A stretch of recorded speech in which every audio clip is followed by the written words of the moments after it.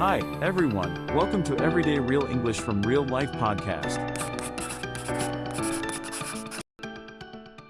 Welcome to Real English Podcast. I'm Annie. And I'm Brendy. And we'd love it if you'd like, subscribe, and share this with your friends. It really helps our podcast grow. Absolutely. And just a quick note before we start, don't stress if this sounds fast. This is how Americans normally speak.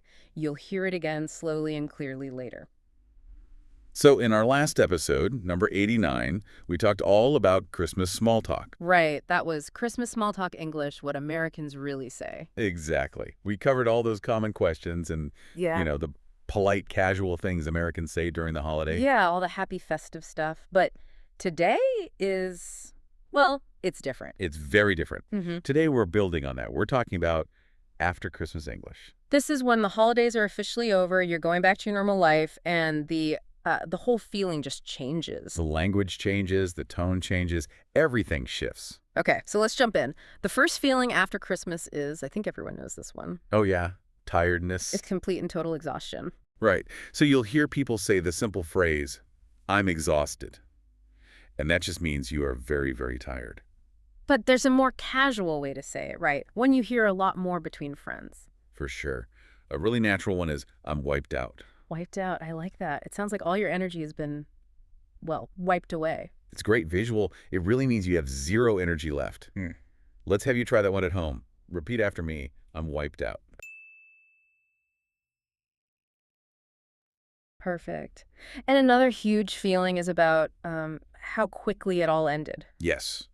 You spend weeks, maybe even months, preparing, shopping, decorating, cooking. And then, poof. It's over in one day. The perfect phrase for this is, it went by so fast. So fast. You'll hear that about vacations, holidays, anything good that ends too quickly. And a slightly longer version, one that shows a little more surprise, is, I can't believe it's already over. That's a great one. It works for anything, really. The end of a movie, a good dinner. It really does. It's so useful. Let's practice that one. Yeah. Repeat after me. I can't believe it's already over.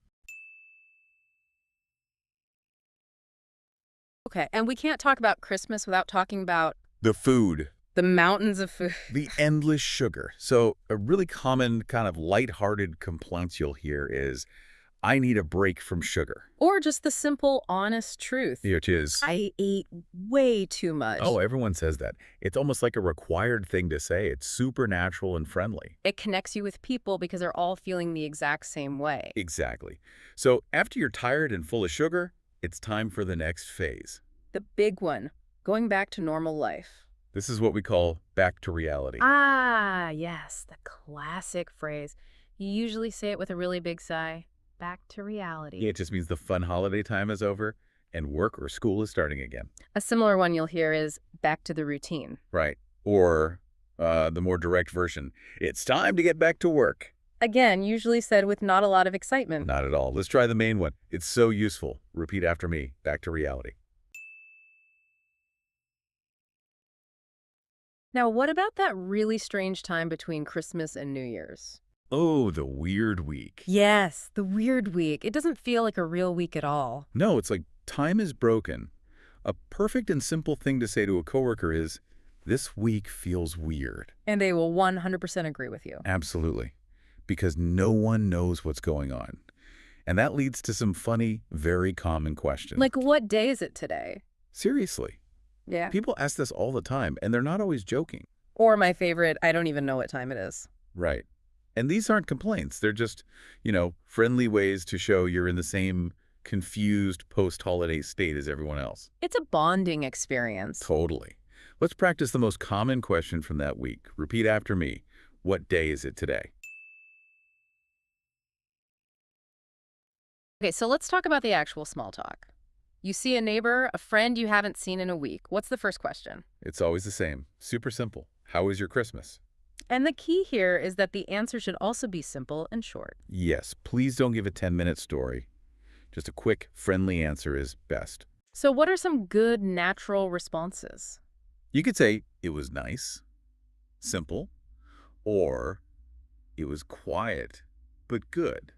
And if you had a lot of family over? It was busy, but fun. That's a great one. And what should you always do after you answer? You have to ask them back. Always add, How about you? It makes it a real conversation. Let's practice one of those short answers. Okay, repeat after me. It was busy, but fun. Great. Another question you might get, especially from a caring coworker, is about rest. Right. They might ask, did you get some rest? And you can be honest here. The answers are usually pretty short. Mm-hmm. You can say a little or not really. Or, my personal favorite, I'm still tired. All of those are completely natural and perfect. Okay, so the conversation naturally starts to look forward a little bit toward the next holiday. New Year's. Yeah. Exactly. So a common question is, are you staying home or traveling for New Year's? And after the chaos of Christmas, many people's answers are about, well, doing nothing. Right. They want to relax, so you'll hear, we're staying local. Or nothing special. And my favorite, which is so useful, is we're keeping it low-key. Ooh, what does low-key mean here? Keeping it low-key just means keeping it simple, relaxed, with no big stressful plans, maybe just a quiet night at home. That sounds perfect, actually. Just a fantastic phrase. Yeah. Let's try it. Repeat after me. We're keeping it low-key.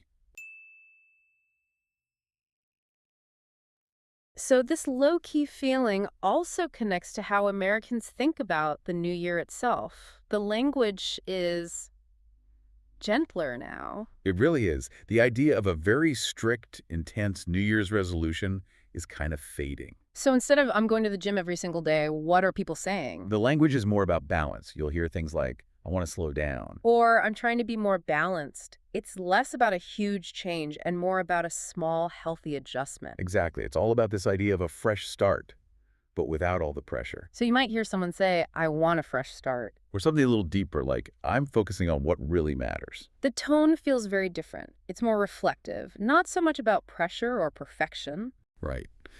And that leads to some really powerful emotional English that's becoming more common. Such as? You might hear someone say, I'm letting go of what didn't work. Wow, that's deep for small talk.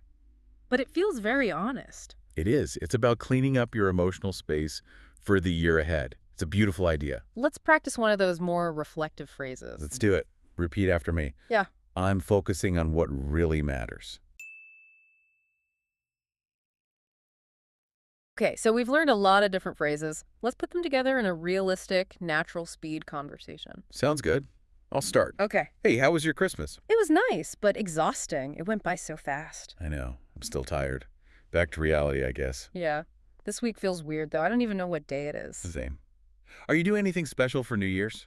Not really. Keeping it low-key. I just want a fresh start. That sounds perfect. See how that flows. Each person is just sharing these common feelings. It's simple, it connects you, and it uses all the language we talked about today. So that's our look at real English used right after Christmas. We hope it was helpful. And our advice is to just try using one of these phrases this week.